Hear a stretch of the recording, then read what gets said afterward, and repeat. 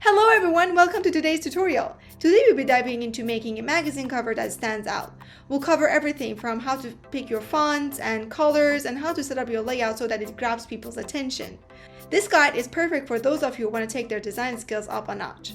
And just for a bit of a fun, we'll apply our new skills to design a cat Vogue magazine. We'll be creating a magazine cover just like this one in under 15 minutes. It's so easy to do, so let's get started. The very first step is to go to Adobe Stock Images and downloading your favorite cat photo for the magazine cover. Go to File and create a new document. I'm going to pick letter size, but again, based on your geographical location, you might have different standards. So I'm going to click on letter and then making sure the resolution is set to 300 by default is this number, and then click on Create. Alright, now what I need to do is to import my image into my artboard. Go to File, Place Embedded. Okay, so now I can scale up or down the image, enter or return. If you want to kind of scale it up or down or change the image size, you can just press on Command T or Control T, and again change the scale a little more and press on return or enter. The next step would be to remove the background. What you need to do would be to use one of these three selection tools: the object selection tool, quick selection tool, or magic wand tool. My preferred tool to selecting the subject would be the object selection tool. Then you can kind of like select the cat and it will make a selection for you. If you click on select and mask right here, by the way, you might or might not see this red thing. This is like temporary to just show you your selection area a little better. I'm just going to always increase the opacity to 100% so I can easily see my selection area. As you can see, this area over here, it still needs some fine-tuning and kind of like a cleaning up to do. So to do that, first I'm going to use this tool over here. But before I do that, I'm just going to first click on OK over here and then create a mask. The mask is right over here in the bottom, or you can also see the mask over here. I click on the mask shape. Now I double click inside the mask. Hold Command and plus or Control plus to zoom in my artboard. There's a tool on the left hand side that looks like a brush that is kind of like a leaf or like hair. I'm going to select that one, right click to set up the size of my brush, and I'm just going to kind of like clean up. I'm not doing anything, I'm just like moving my brush over the edges, and it just does magic, making a selection 10 times easier. As you can see, it's doing an amazing job, especially whenever the subject is like any kind of like pets, or even like for human hair. It will work like magic.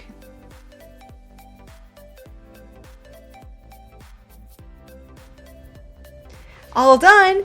The next step would be to just click on decontaminate colors. I'm gonna click on OK. Alright, I'm gonna get rid of this older mask that I created because I don't need it anymore. Alright, now I'm going to change this background to a different background. You can also use generative AI to create your background. To do that, you can use the rectangle selection tool and highlight the area in which you want to kind of like have that background. I'm going to click on generative fill and look for light gray to white backdrop, or like gradient. It gives us 3 different options. You can keep on generating if you didn't like any of those 3. My advice would be to go with a background image or gradient that goes with the original image background color. So if this image, for instance, was against a darker background color. I'll probably go with a darker gray background. I'm also going to add a pillow underneath this cat because why not? I downloaded it from Adobe stock images. You can feel free to take a look at what they have and try to use a background image that helps telling your story a little better.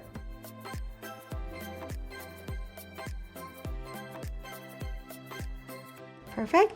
So now what I want to do is to, first of all, let me hide this cat. First of all, I'm going to select this crown and use the generative fill to remove the crown.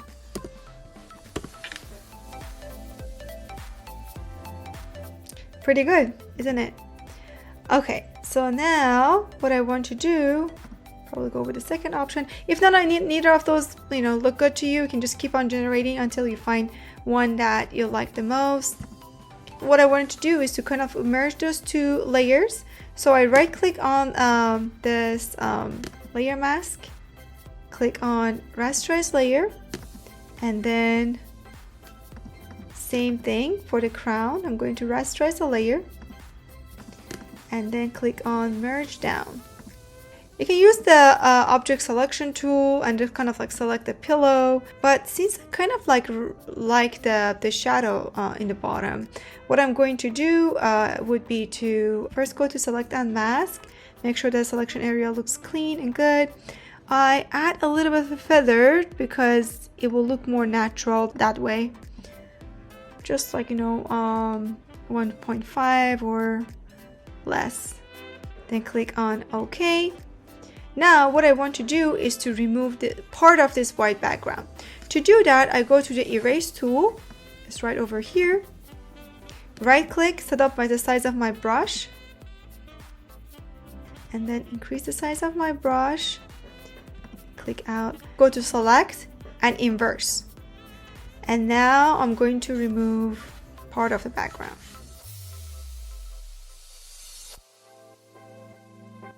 This blends very well with this other background. All looks good. Go to select and deselect, or command D.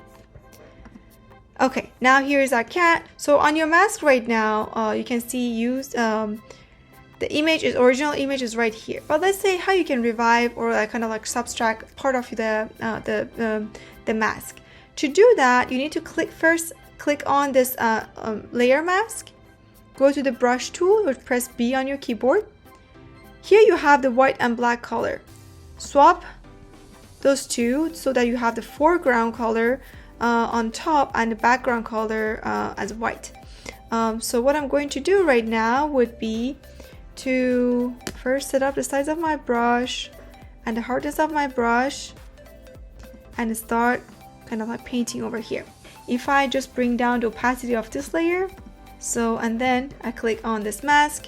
If you use black color, it will remove, use the brush tool, use the black color, it will remove from selection. Gonna increase the hardness a little more. I try to follow these pillow folds. And then increase the opacity back to 100%. Okay, perfect. Once we're done with that, it is time to add our magazine logo. Simply go to Adobe Stock Images and look for a magazine title. You can just like download this logo right over here, open it on my computer, select this Vogue logo, copy, go to Adobe Photoshop, and Command V or paste as a smart object.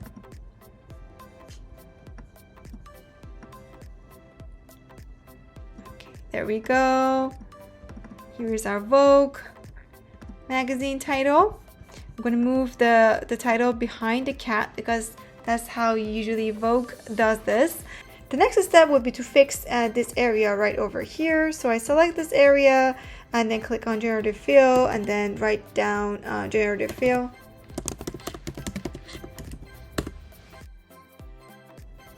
Okay, looking good. Next, I'm going to add my blurbs over here. I use the type tool to write down my blurbs. First, I do this by creating my text box. Usually, when you use the type tool, it will fill that space, placeholder text. So you can just like simply delete that text and then Command V or Control V to paste your own text over here. So this is my first blurb. Select the area in which I want to paste my text.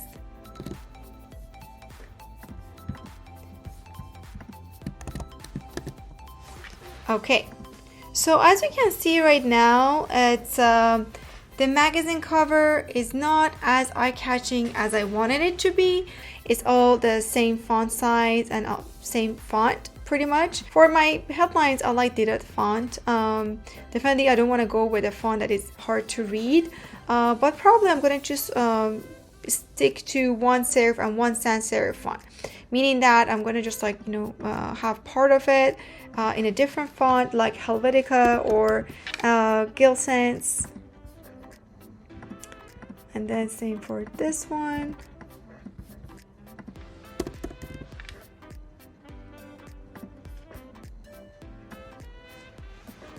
Okay. And then some parts of it also I want it to be bold because there should be more focus and attention on it. I also threw information hierarchy and like I want to place more emphasis on what is going to catch people's eyes.